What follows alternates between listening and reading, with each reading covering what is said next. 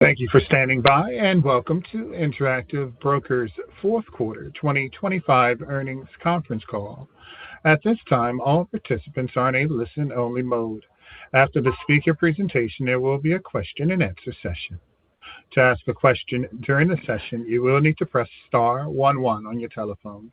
To remove yourself from the queue, you may press star 11 again. I would now like to hand the call over to Nancy Stuebe, Director of Investor Relations. Please go ahead. Thank you. Good afternoon, and thank you for joining us for our fourth quarter 2025 earnings call. Joining us today are Thomas Peterffy, our Founder and Chairman, Milan Galik, our President and CEO, and Paul Brody, our CFO. I will be presenting Milan's comments on the business, and all three will be available at our Q&A. As a reminder, today's call may include forward-looking statements which represent the company's belief regarding future events, which by their nature are not certain and are outside of the company's control. Our actual results and financial condition may differ, possibly materially, from what is indicated in these forward-looking statements. We ask that you refer to the disclaimers in our press release. You should also review a description of risk factors contained in our financial reports filed with the SEC. In the fourth quarter, we continued to demonstrate the power and leverage of our diversified, fully automated global platform, which serves the full spectrum of investors, from those new to the markets buying their first fractional share of a Magnificent Seven stock in a cash account, through sophisticated traders benefiting from low cost and geographical reach, to professionals using our APIs and algorithms to execute advanced quantitative strategies in portfolio margin accounts. Many clients start gradually and evolve into active, sophisticated traders, and our platforms are designed to support that entire journey, supporting their growth with us along the way at every stage. We continue to see strong international interest in the global securities markets on a secular basis, as people around the world seek higher returns on their assets as interest rates decline and as other financial institutions pay them less.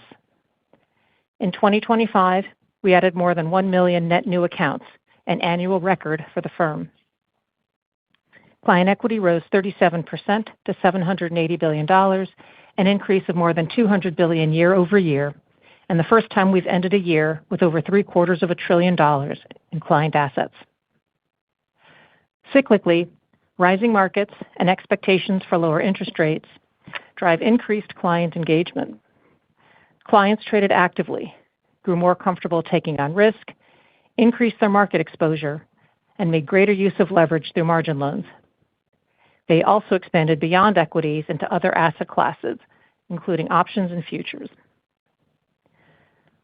Our client-centric focus, by which we mean delivering global market access at extremely competitive pricing on state-of-the-art platforms, is best reflected in one simple measure: our clients' performance.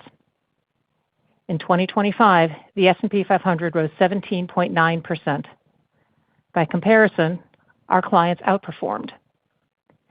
Individual investors here were up, on average, 19.2%, or 130 basis points above the S&P 500. Financial advisors were up 20.57% on average, or 267 basis points above the market. Hedge fund clients were up 28.91% on average, a full 11 percentage points ahead of the S&P. This performance is the direct result of our focus on empowering clients through low trade and margin pricing and less drag from costs, superior trade execution, advanced order types and algorithms, the advantage of attractive interest rates on cash and short proceeds, as well as the many advantages of our platforms, from AI and research tools to comprehensive educational offerings. It is why clients come to us. No gimmicks, no games, just the best prices and the most comprehensive platforms. It is why the best-informed investors choose Interactive Brokers. That client focus, combined with strong global demand for investing, translated into exceptional financial results.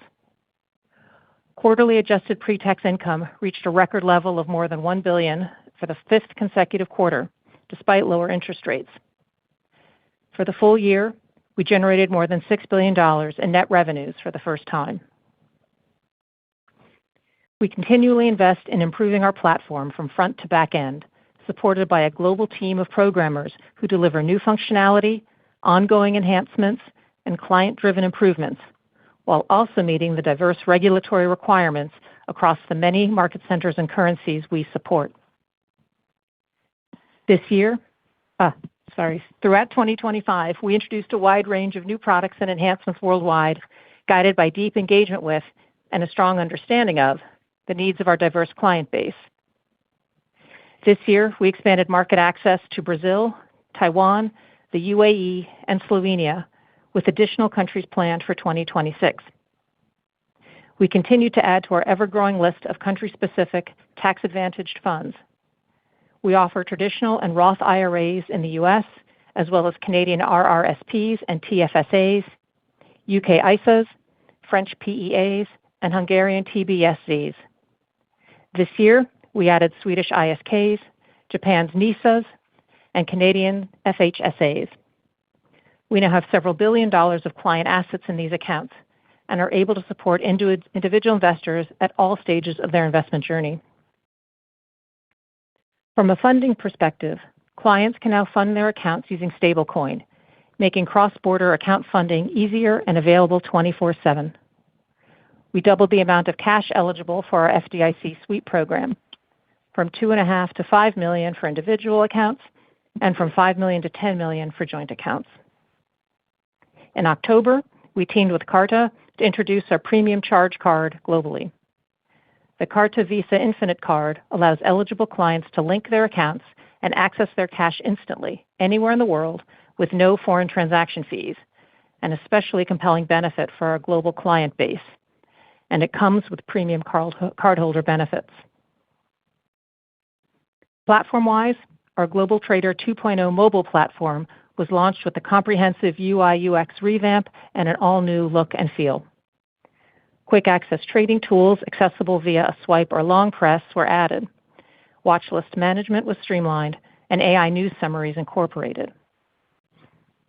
Our leading-edge IBKR desktop platform delivered several highly requested enhancements this year, including multi-monitor support with independent windows for charts, option chains, and more, multiple new screener filters, a named strategy selector for clients to quickly access popular combo strategy types, and a new Linux beta installer, extending IBKR Desktop into the Linux ecosystem and addressing another long-standing client request. We introduced Connections, where clients can enter a company's ticker and explore its broader investment ecosystem, including options, ETFs that hold the stock, forecast contracts, related economic indicators, competitors, and more. This feature is already seeing strong engagement. We have embedded artificial intelligence throughout our organization, benefiting both clients and employees. We launched AI-powered investment themes, which allows clients to enter a concept such as nuclear energy or quantum computing and instantly receive a list of actionable investment ideas, significantly streamlining the research process. We also launched AI-generated news summaries, receiving FINRA approval mid-year.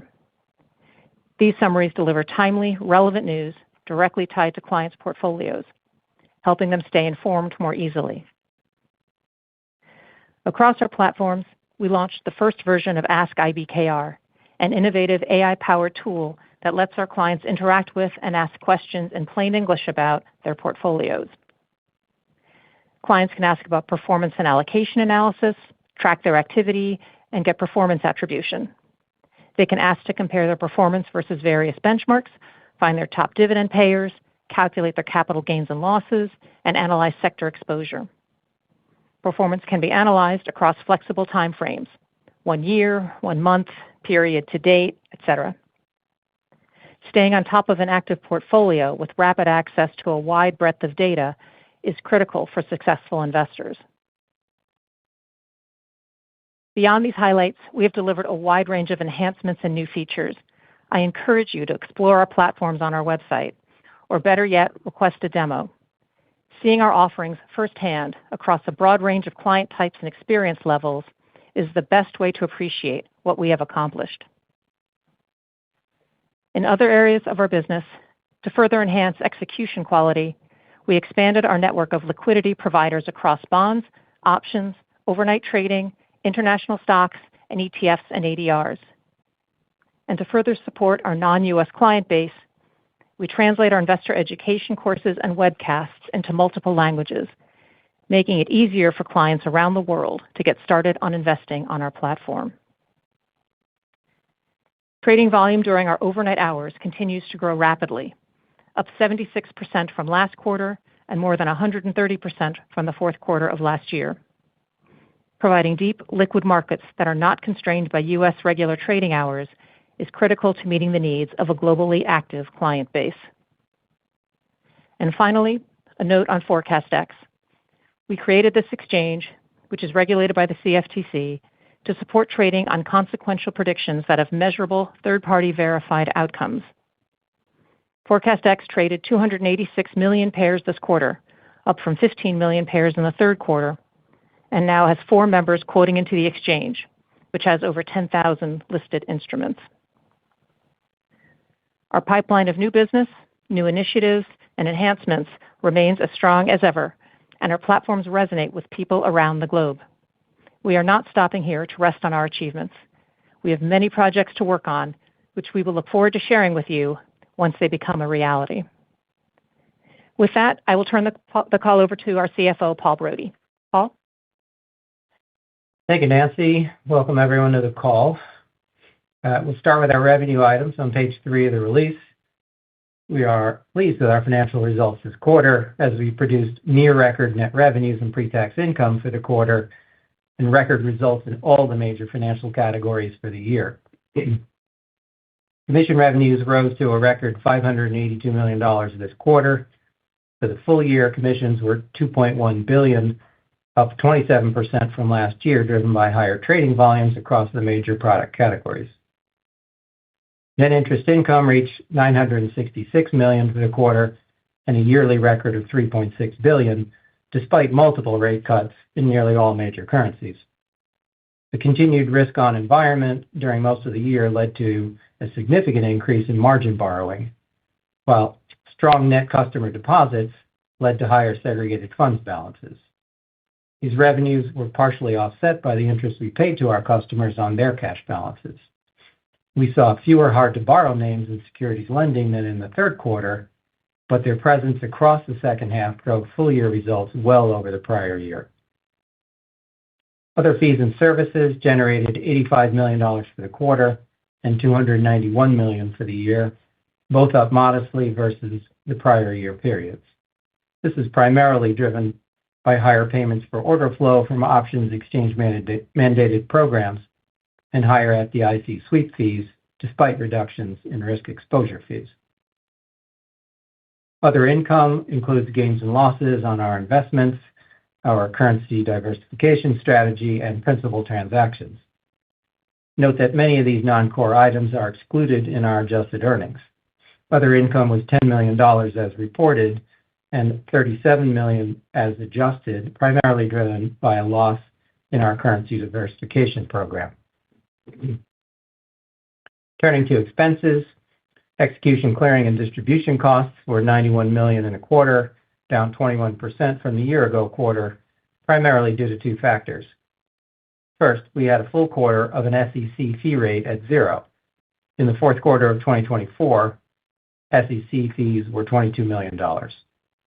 And second, higher volumes meant we earned higher rebates at exchanges as a result of our smart order routing optimization, particularly for options. These costs and rebates are largely passed through to customers, so these reductions don't have much impact on our profitability, but they are components of our clients' profitability, and this execution quality is one of the reasons they choose to execute with us to maximize their returns. As a percent of commission revenues, execution and clearing costs were 11% in the fourth quarter for a gross transactional profit margin of 89%. We calculate this by excluding from execution and clearing and distribution $23 million of non-transaction-based costs, predominantly market data fees, which do not have a direct commission revenue component. Compensation and benefits expense was $153 million for the quarter, for a ratio of compensation expense to adjusted net revenues of 9%, versus 10% in the prior year quarter.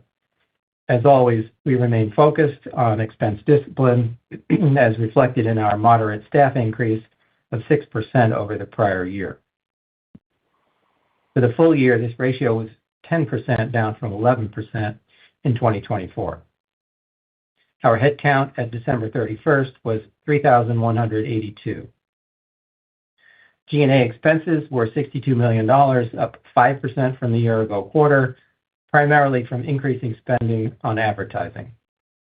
For the full year, G&A was $247 million, down from last year, which included a legal settlement that added $78 million and a one-time charge of $12 million to consolidate our European operations. Excluding those items, G&A for the year was up 10%, predominantly on higher advertising expense. Our pre-tax margin matched the third quarter record 79% and achieved a new record 77% for the year, both as reported and as adjusted. Income taxes of $99 million reflects the sum of the public company's $39 million and the operating company's $60 million. The public company's effective tax rate was 12%, below its typical range, primarily due to tax benefits we were able to capture in 2025.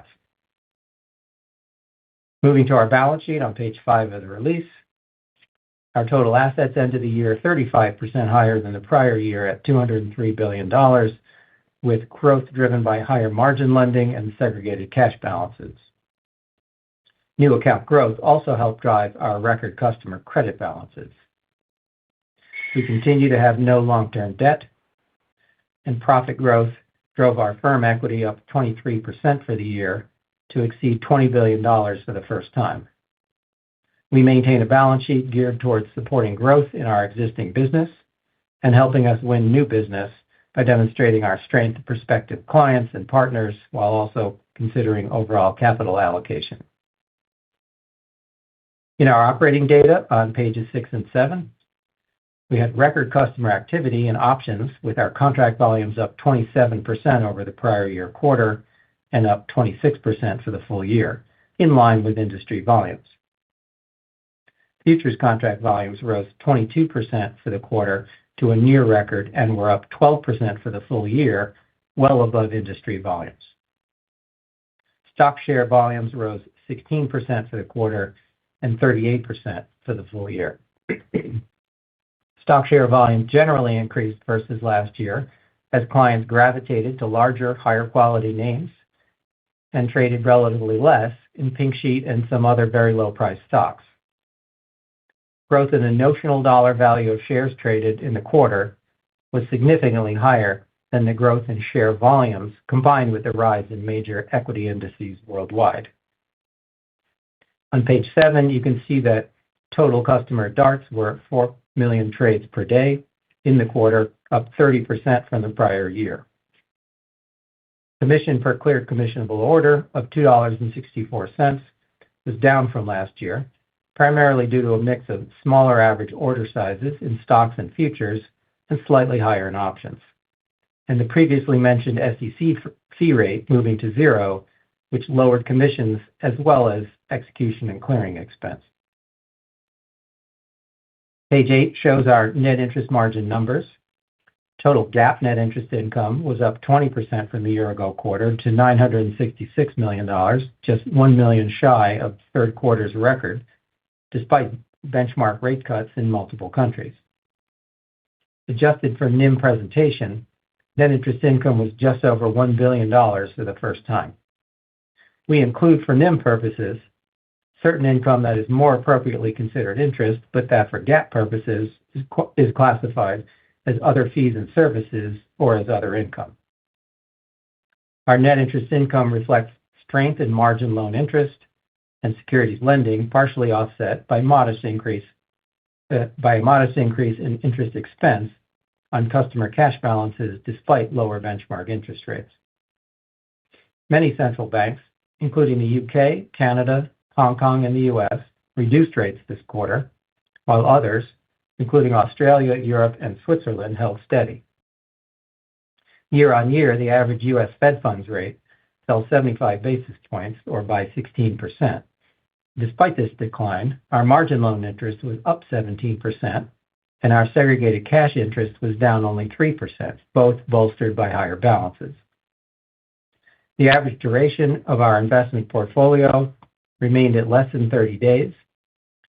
During this quarter, the U.S. dollar yield curve remained flat to inverted from the short to medium term, so we continued to maximize what we earned by focusing on short-term yields rather than accepting the lower yields and higher duration risk of longer maturities. This strategy also allows us to maintain a relatively tight maturity match between our assets and liabilities. Securities lending net interest was higher than last year, though we did not see as much activity in hard-to-borrow names as in the third quarter. Contributors to annual growth included several factors: our growing account base, which increases our inventory of attractive stocks to lend, including international securities, the interest we pay on short cash balances, which makes us attractive to investors who utilize short selling. Our fully paid lending program shares proceeds with clients generally on a 50-50 basis, which appeals to investors looking to maximize the return on their portfolios. And finally, activity has picked up in some of the typical drivers of securities lending, including IPOs and merger and acquisition activity. As most benchmark interest rates are now sufficiently above zero, a portion of what we earn from securities lending is classified as interest on segregated cash. We estimate that if the additional interest earned and paid on cash collateral were included under securities borrowed and loaned, then total net revenue related to securities lending would have been $290 million this quarter, up 58% over the prior year quarter. Fully rate-sensitive customer balances ended the current quarter at $24.7 billion versus $19.1 billion in the year-ago quarter. Now, for the estimates of the impact of changes in rates, we estimate the effect of a 25 basis point decrease in the benchmark Fed funds rate to be a $77 million reduction in annual net interest income.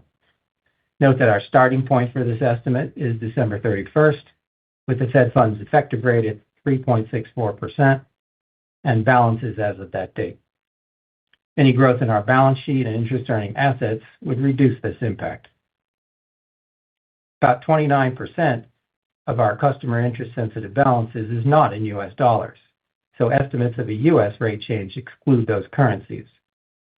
We estimate the effect of a 25 basis point decrease in all the relevant non-USD benchmark rates would reduce annual net interest income by $31 million. In conclusion, we posted another financially strong quarter in net revenues and pre-tax margin, leading to a record year. This reflects our continued ability to grow our customer base and deliver on our core value proposition to customers while simultaneously scaling the business. Our business strategy continues to be effective, automating as much of the brokerage business as possible, continuously improving and expanding what we offer while minimizing what we charge. And with that, we'll turn it over to the moderator and open up for questions. We'll need to press star 11 on your telephone. To remove yourself from the queue, you may press star 11 again. Please stand by while we compile the Q&A roster.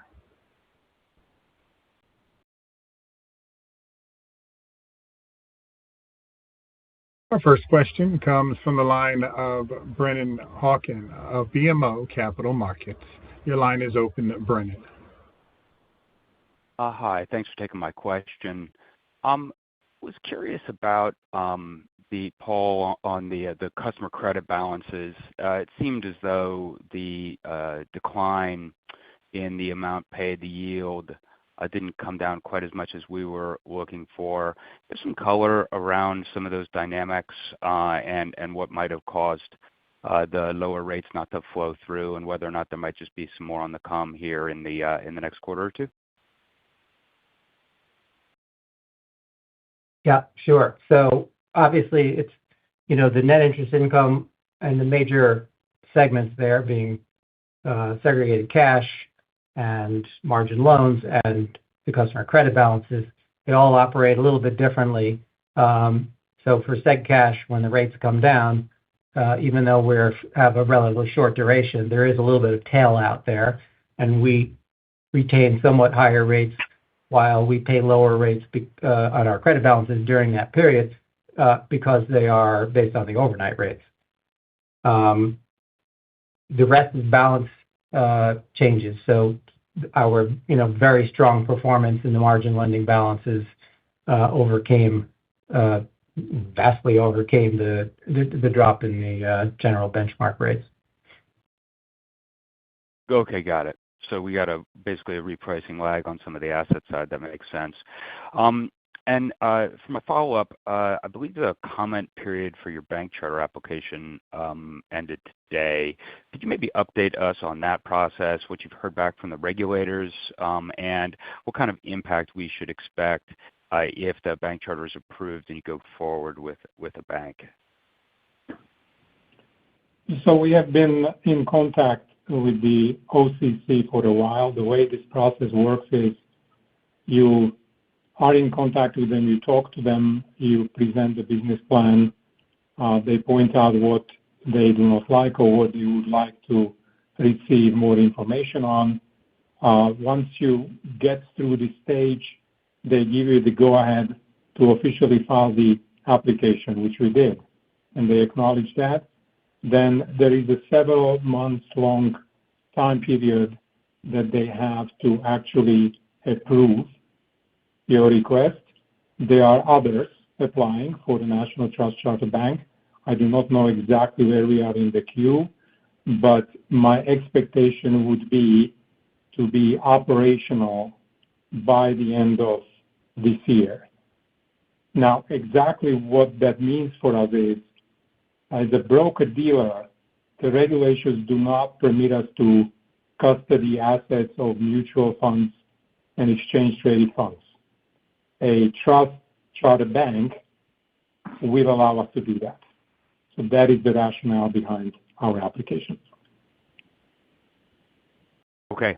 Thank you for taking my questions. Thank you. Our next question comes from the line of Patrick Moley of Piper Sandler. Please go ahead, Patrick. Yes, good afternoon, and thanks for taking the question. I had one on prediction markets. There's been a lot of speculation recently about whether regulators or the U.S. courts will allow prediction market platforms to continue offering sports contracts. So I was just hoping to get an update from you on how you maybe see this all playing out between the platforms and the sports books.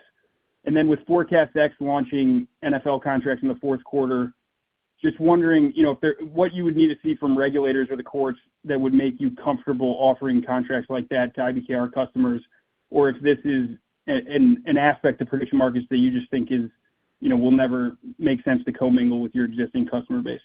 Thanks. So I don't know if you're aware that Massachusetts just came out with a ruling against Kalshi. So the judge ruled against Kalshi, and that probably means that Kalshi will no longer take customers from Massachusetts. But this is certainly not the final word. So your guess is as good as ours as to what will happen here. And so luckily, we Interactive Brokers does not rely on sports. We do believe that these contracts will have enormous applicability to many, many things about the future, and they'll be very, very successful, and it doesn't really have to depend on sports. Okay, great. And then just as a follow-up, you're sitting on a healthy pile of excess cash. Any updated thoughts on, the appetite for M&A and capital return priorities? And then on M&A specifically, I know in the past you've said that with traditional brokerage models, it's been difficult to make the deal math work with your pricing model. But in an emerging asset class like prediction markets, I'm just wondering if M&A could make sense here for you. Thanks. anything is possible, but we're not going to buy a firm that is doing sports betting.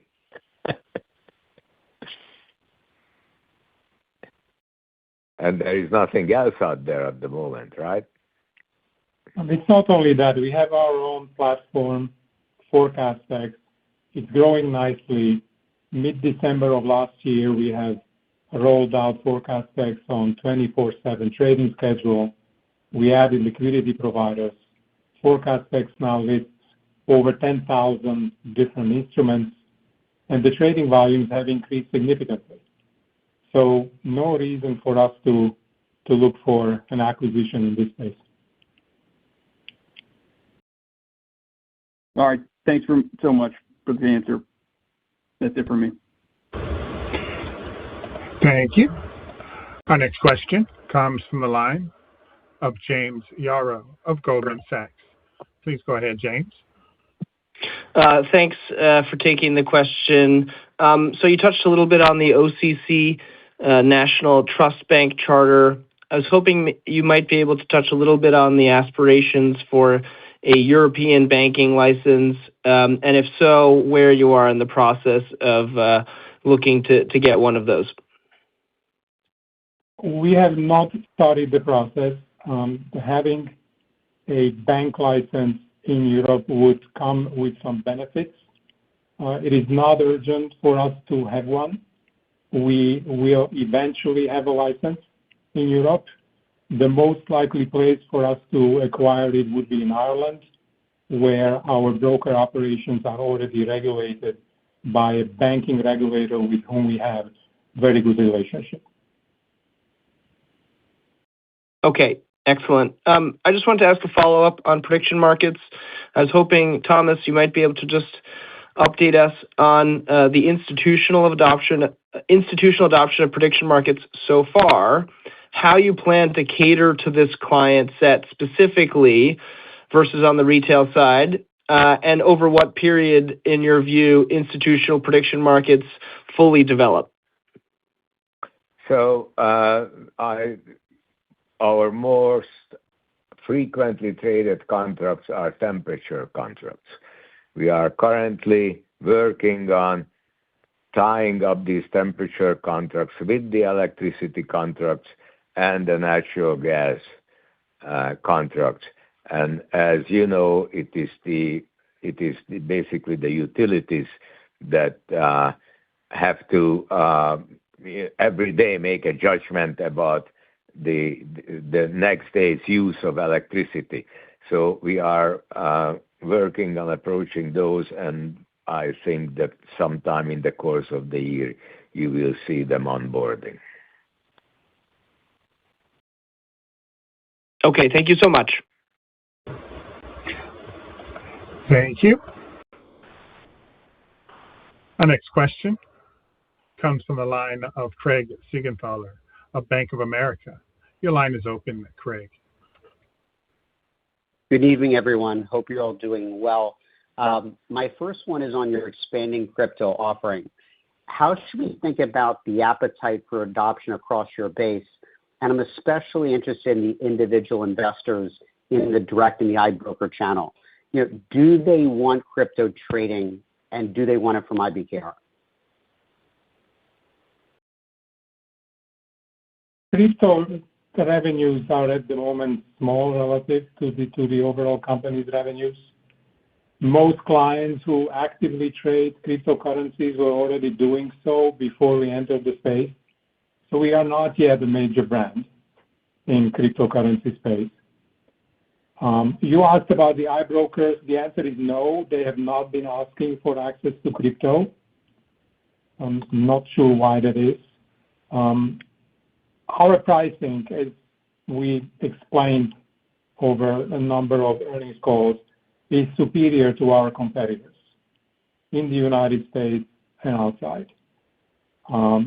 We added crypto to our offering to round it up, for particularly targeting investment advisors and multi-asset clients who wanted limited exposure to the asset. Our offering is competitive, and we continue to add capabilities. new geographies, namely Europe is currently the focus. I would expect us to go live with our offering in this quarter. And then I am hopeful that asset transfers, once we support asset transfers, some crypto assets will migrate to our platform and take advantage of our superior pricing. Thanks, Milan. And just for my follow-up, it's one I've asked, I think, 2 quarters in a row now, but account growth still very strong, north of 30%. Thomas, any specifics on how long you can keep this up? Because your comments at that May conference as long as I shall live.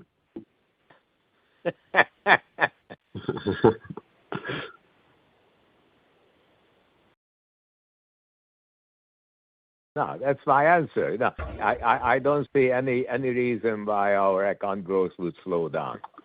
It will continue at the rate that we've been going. You see, the benefit that we have is our platform is attractive to many people around the world. Okay, I'll stop here.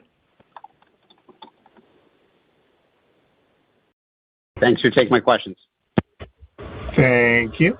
Our next question comes from the line of Dan Fannon of Jefferies. Please go ahead, Dan. Thanks. So just another question on growth, but more just in terms of investment and spend. As you think about all of the initiatives you have entering this year, do you think the level of spend is growing? Is it consistent with the last couple of years, or how should we think about overall expense growth? The overall expense growth, I think, has been consistent over the past many quarters, over the last few years. We have been cautiously adding to our headcount as we needed. This past year, it was around 6% growth. Our compensation went up by 10% or so. I would expect for us to see similar growth in the future. Of course, we have a number of AI initiatives in process, and those initiatives may affect the rate at which our expenses will grow in the future. Understood. And then just another one on account growth in terms of the account growth today and where it's been coming from here in the latter part of 25 versus maybe where you think there's a growth going to change or other areas that could grow faster in next year. Just trying to get a sense of what's different in terms of where you're seeing more success or more markets are more mature versus less. We have been universally doing well. We have been attracting large accounts, small accounts, very active accounts, less active accounts, retail, professional, institutional. They all come to us for the same reason. The technology works, pricing is fair, access is global. No need to rely on promotions or incentives.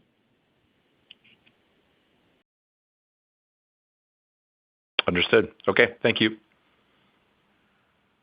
Thank you. Once again, to ask a question, please press star 11 on your telephone. Again, that's star 11 to ask a question. Our next question comes from the line of Benjamin Budish of Barclays.